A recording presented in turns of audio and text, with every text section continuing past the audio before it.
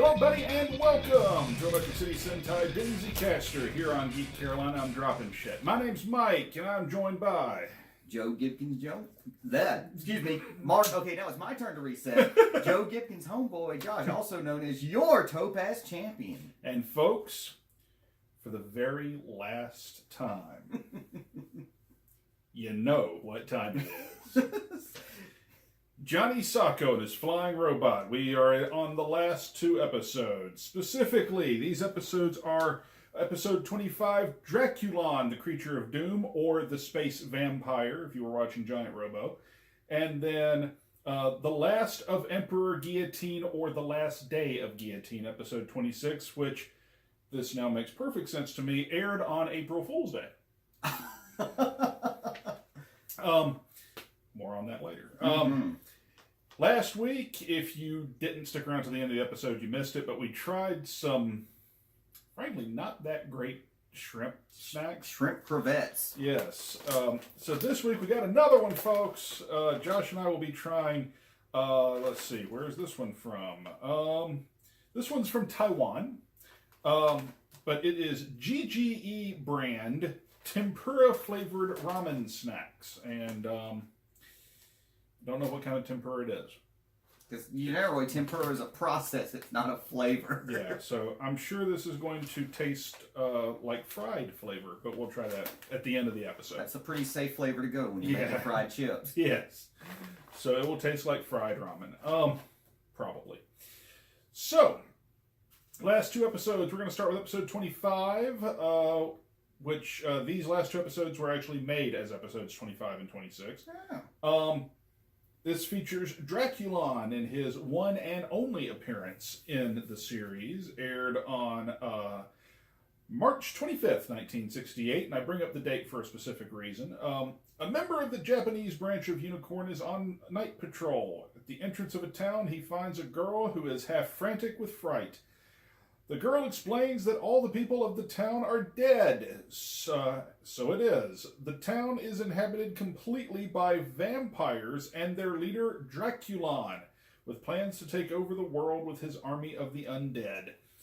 So, less vampires, more zombies, in my opinion. I give them credit. It's very different from the rest of the series. Yes, very. Because it's a giant robot show, and they kind of went gothic horror with it. Yeah, they really did. Giant Robo has his obligatory appearance at the end. He's not in the majority of the episode. Of course, he's not in the majority of most episodes, but generally, Giant Robo is a central part of the plot in a lot of episodes. This one, he's more of an afterthought.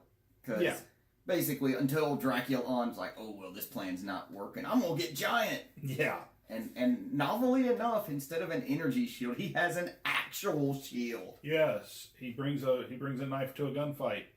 And changes into a Cossack costume for some reason. Yes. So visually, a lot of this episode's on location. Mm-hmm. So I dug a lot of the visuals and whatnot. The makeup effect on the townspeople wasn't great, but it also served its purpose.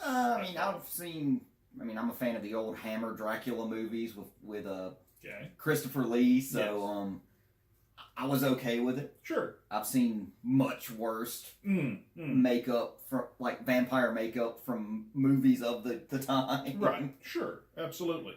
One thing that views both of us is from the moment you see Dracula, interesting voice acting choice, goes straight Bela Lugosi. I mean, because he's like, I want your blood. Yes. And another thing, like, when the Unicorn agents go in to investigate the corpses, of course, it's okay later because the girls, they're vampires, but he flips over one corpse and the guy blinks. Like, looking dead at the guy and he blinks at him. Yeah. Like, corpses don't blink. Yeah, and so you are left with only a couple of options there, which is either A, the dude blinked by accident and was supposed to be a dead body, in which case, nobody thought to yell cut. Mm-hmm. Or he really did blink, and that agent was dumb as hell because he thought a corpse could blink. I was like, yep, that was the dumbest of the vampires. Yes. Overall thoughts on the episode, Josh? Like I actually, it was kind of it was like I mean I actually looked up what date did Night of the Living Dead premiere, the original Romero version of it, and technically this came out first. Very similar, like the two heroes barricaded in against an army of the undead. The only thing is that when they escape from the house, it's shown that these doors are pretty flimsy. Yeah. They're like wooden rice paper, and then he puts the bar on it, and this gate's supposed to be suddenly impregnable, which it's not. I think my favorite part of the episode is actually how it somehow goes from George Romero to Benny Hill. Like that. Yeah, because of course at this point Johnny's like, "Oh, I lost my watch," and Jerry's like, "I'll distract them," and he leads them on a merry chase around the property. The only thing missing was the music. But which we were kind of singing the music while the chase was happening. We really were. I'll say overall, I did not mind the episode as a whole. I thought it was interesting, all the way down to they're not even in their unicorn uniforms for most of the episode. Although the thought they're basically in matching detective noir trench coats, but someone probably should have talked to somebody about. We know that shorts on a Japanese schoolboy are quite normal and quite stereotypical and quite standard. It doesn't look right with a trench coat. It really doesn't look right with a trench coat. So that just looked awkward. But bottom line, all in all, an interesting episode. Jerry Mano, effective through no fault of his own. The Giant Robo fight at the end I found very amusing because apparently Giant Robo comes built in with what I am now officially dubbing the Van Helsing protocol. Because Johnny's like, "Giant Robot, use flaming crosses!" And he's like, "Yeah!" Show him the cross, and you see Giant Robo basically do the Ultraman gimmick. And starts slinging flaming crosses at Dracula. And flaming crosses. Dracula's like, "No, my weakness!" Yeah. And sunlight. Even though he's been out in the sunlight the entire time, suddenly when he grows giant, the sun hurts him. I think it was more that it blinded him as opposed to hurting him, because he. But anyways, that's the way thing I can rationalize out of it, because he was walking around in the light of day the entire time. Yeah. I do like the idea though, the idea of basically a vampire taking over a city by turning everyone else into vampires, and it's interesting. And realistically, I don't think. That's the other thing. Was Gargoyle even involved in the episode?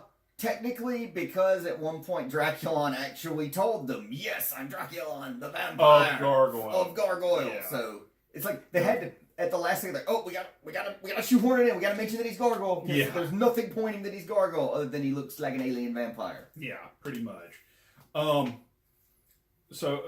a fun episode, I will say that. Enjoyed a lot of the effects, enjoyed a lot of the practical stuff, with one exception. There is a moment when they are barricaded in the house that Josh knows what I'm fixing to go off on. Part one is Jerry shoots through this rice paper wall 4 times and manages to drop 5 vampires.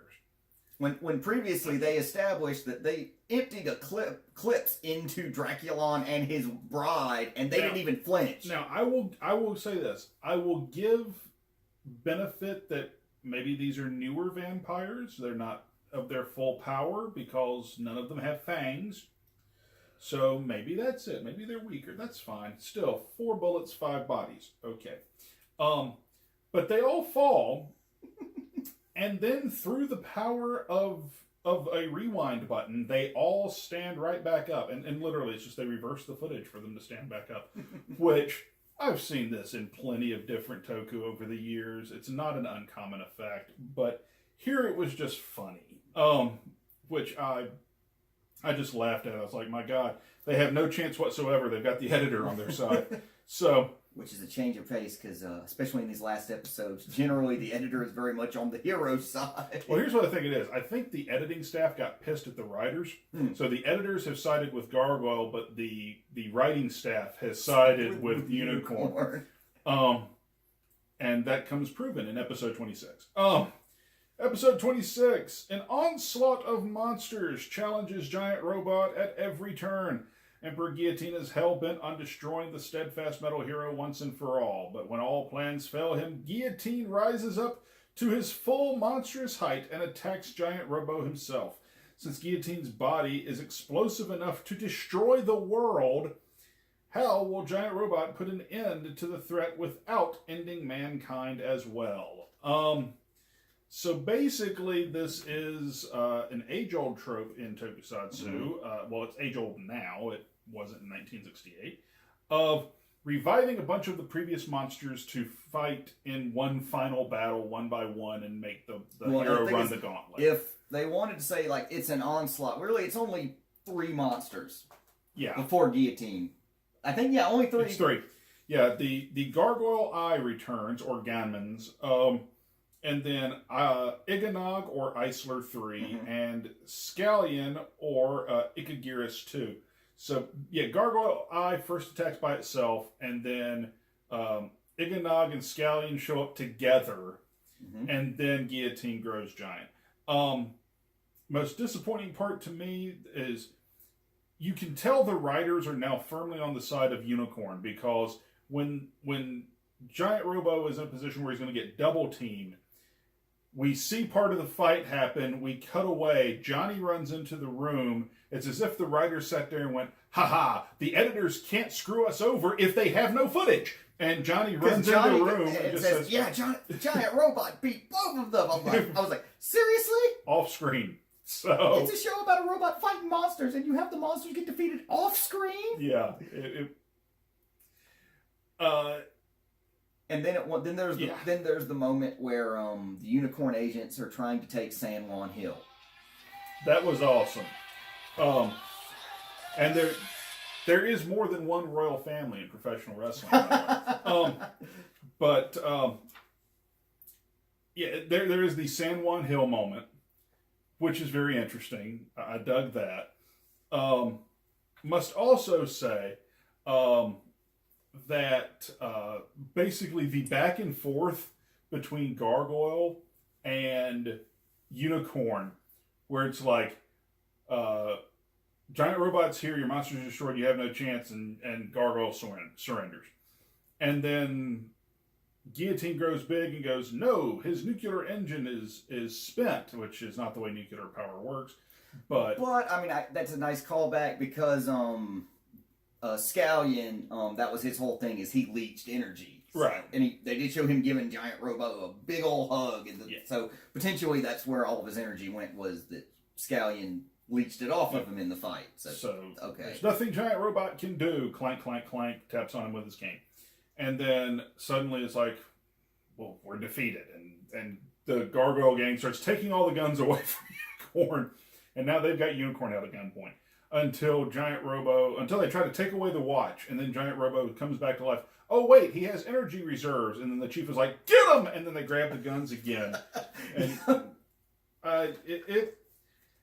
frankly, it was a mess. And then ultimately, when Giant Robo gets up and Johnny's giving him the usual "crush him, Giant Robo," and then in that moment, Giant Robo basically makes a decision for him. No, he's actually ordering Giant Robo to stop. Yeah, because Guillotine apparently is atomic powered. Now they say atomic instead of nuclear, which is the same sort of thing. But anyway, he's atomic powered, and if he is even shot with a conventional bullet at giant size, if he's shot with like a 38, then it would cause an atomic explosion and destroy the world.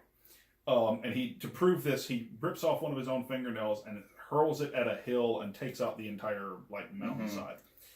And then they're like, well, wait a minute, we can't actually fight him or attack him or damage him. If we do, the world is destroyed.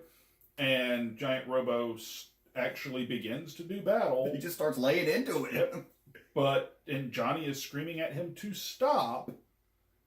But that's when basically the story of Giant Robo actually comes to fruition, which is that Giant Robo overrides his programming and disobeys orders in order to save Johnny, or in other versions, Save everybody, really. Save the world. Yeah. But he basically attains his own free will. And he grabs Guillotine, flies into space, runs into a convenient asteroid or comet, and blows both of them up. And thus ends both the Gargoyle Gang and Giant Robo himself. And then they have all the Unicorn personnel bid a tearful farewell, and they all give Giant Robo the salute to a fallen comrade. And then the narrator says, but maybe by some miracle, he might come back from the skies. I'm like, nah, man, he's dead. No, he's not coming back. He got atomized. Yes. And this was no 10 replica, folks. It was Giant Robo. And, yeah, series ended on a downer. It really did feel like a down moment for it. I get the story. I mean, it is a very Japanese style ending. The hero sacrificed himself for the greater good. I would have liked to have seen a little more, I would have maybe liked to have seen this storyline be a two-parter, because it seems like they were just really trying to fit everything in at the last second. It was a very rushed episode, and this actually would have done very well as a two-parter, which two-parters back then, not unheard of, but very rare. Serialized storytelling in this time frame really was pretty much the purview of England. And that's about it. Yeah. Because, I mean, if you think about Johnny Sokko's contemporaries internationally would have been Star Trek, which was it wasn't a serialized show either. And then Doctor Who. Which was very serial. Was straight up a serial. So, they would have done with actually stretching that out over a couple episodes. I think I would have been perfectly happy. Out of the last several episodes, I would have been perfectly happy for them to just drop the Dr. Ingela episode altogether, episode 23, and bump the other two up, and then make the Emperor Guillotine a two-parter, which is actually far more customary now for tokusatsu shows. The finale is usually a 2, 3, or sometimes even a 4-part episode. Anything out of that episode that you particularly liked or disliked out of the Emperor Guillotine? Let's see. I liked that moment where the Guillotine, the Gargoyle Gang actually surrendered. Where they're like, oh, well, you got us. And also, that was pretty ballsy on Guillotine's part, where he's like, I'm a bomb, bitches! Yeah. And I'm like, is it? And then he's like, is it true? Or is he bluffing? And then he's like, no, I'm not bluffing! Yeah. Boom. But, I like the fact, if for nothing else, the Gargoyle Lieutenant is the one Gargoyle dude that survives the entire series. He's in like all 26 episodes. He makes from beginning to end. Just one dude who's a background player, never gets a name. But he's in every single episode. I remember him in like his little goatee showing up in he was part of the gang that was trying to steal Giant Robo in that first episode. And he, for the record, he's the one that surrendered. You notice, he's the one that gives the order for the rest of the Gargoyle to surrender. So now we know how he survived. He's the only one with any. He's the smartest dude in the whole series. Yep, folks, that's right. This nameless lieutenant cares more about his subordinates than Emperor Guillotine does. Yeah, well, obviously. Overall thoughts on Johnny Sokko. We have reached the end of the series. So, our overall thoughts on Johnny Sokko and his flying robot, Josh? It's a mixed bag, honestly. Granted, the first episode we were unnecessarily harsh with the first episode. Probably. But, it did get better, and then there were certain episodes that were just tanked.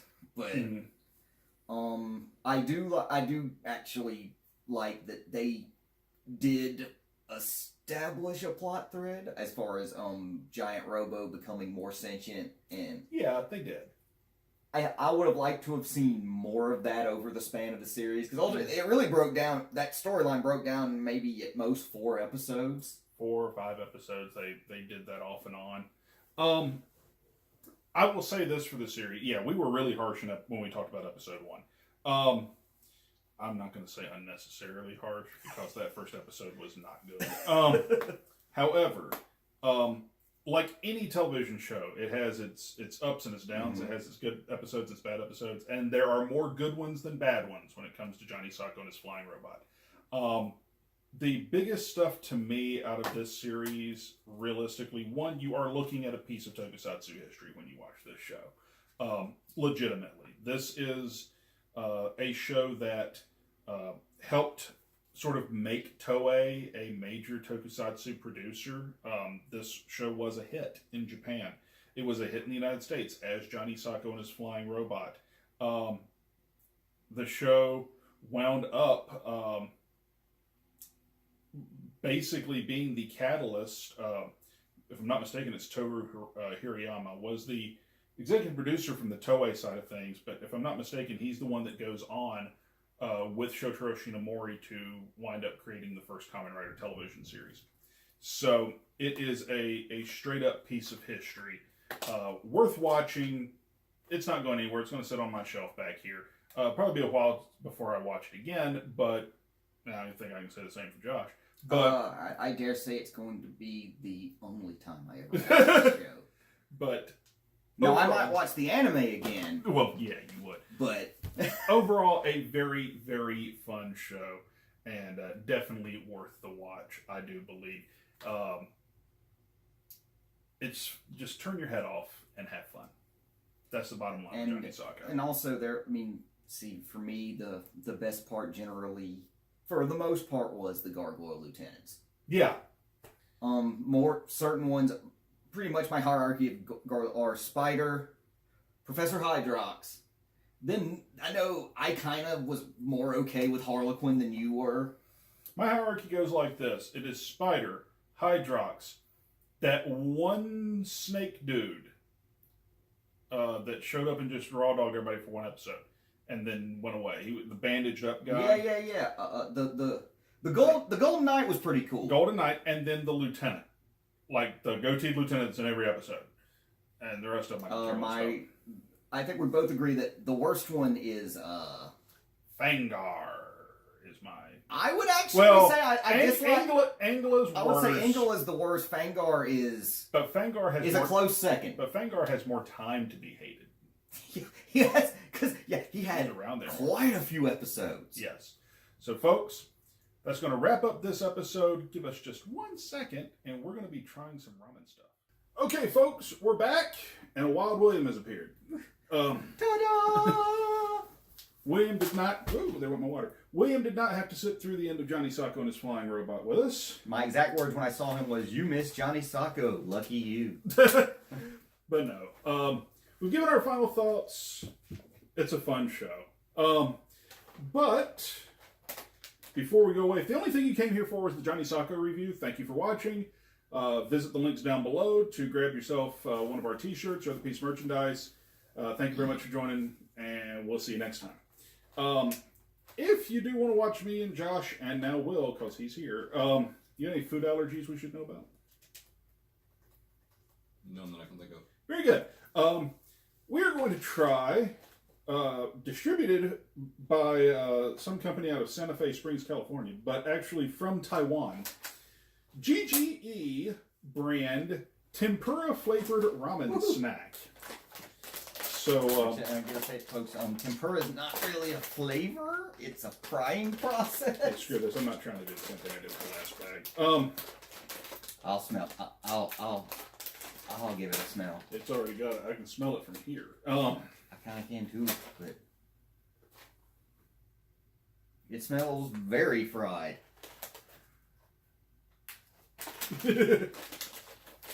Almost burnt. Yeah. Dave will like them. Okay, they don't look bad. What do they look like? Let's show one of these off What here. are they? They're ramen snacks, is what it says. But you can see here. Okay, that's clever. They're like little. They're like Flat. they're deep fried ramen noodles. Yeah, So- they're like flattened and deep All fried. right. So grab yourself one of them. Let's see what we got here. And for you, William. Yeah, it's not bad. Okay, and let's see what we're doing here. All right, here we go. Dang. Ding.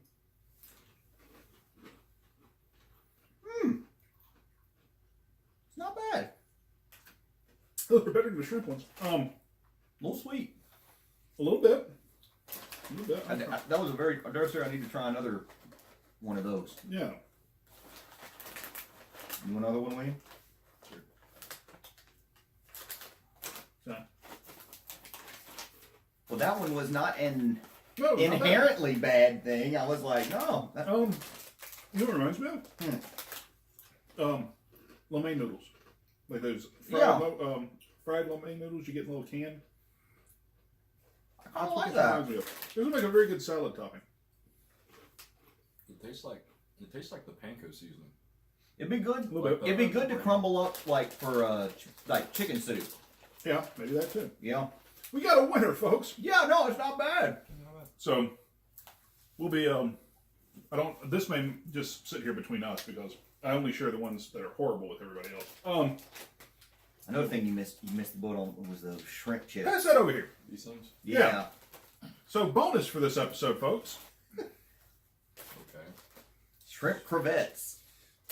We tried this last episode. Josh and I are not big fans. Admittedly so. It's not as bad as the chicken flavored Pringles. Those were bad. You lie. You lie. I'd say I didn't like it, but I also went back to the well about 4 times. Yeah. I did like Because I was real hungry when I ate These those were the chips. these are the shrimp flavor shrimp snacks from Paldo of Korea. Here you go. I'll eat another one just so you're not eating them alone. I died on that hill with the Pringles. Kind of smells like fish food, don't it? Yeah. Yeah, it smells like a fish tank. Yes, it does. Yes, it does. You would not be alone in thinking that. Yeah. All right. Yep. Yeah, Dean. Don't have those. Oh, oddly enough, folks, the tempura snacks make this taste a little better. Yeah. Oh no, there it is. There's that taste on the back end. That was the problem with the Pringle chips for me. Was that finish? Oh. It was just like, oh, these aren't that. Oh God, what is that? It just hit my throat. Oh, that's yep. There's that seaweed taste on the back end.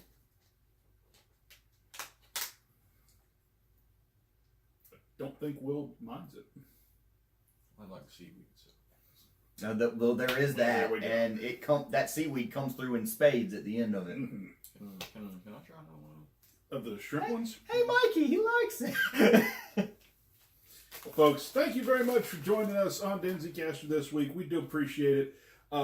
We are going to be bringing back, at least when it's the Mike and Josh show, when it's just the two of us, we're going to start embarking upon Toei's Spider-Man. Yay! Wow. Okay. I want to see that. Well, I really then, want to see those. well, then we will probably drag Will in on that one too then. And we're going to embark on a new series. We're watching, just for those who are wondering, we try to reserve Live Man and Sailor Moon for when both Sam and Will are present. Because, frankly, that's when it's at its most amusing. So, you know we have a t-shirt just for you now, Will. It is hashtag FYBMB, as in F your Biomotion Buster. Yeah, that. But we are probably going to embark on watching some stuff that has been released domestically soon. So we're going to be embarking probably next week on Jetman. So No, good for Jetman. The shutters are the aftertaste. oh, it's still hitting you? Yeah. Well, folks, so that Josh can go grab something to cleanse his palate with. Mm-hmm. Until next time, I'm Mike. I'm Josh. That was Will. We'll see you next time on Denzicaster.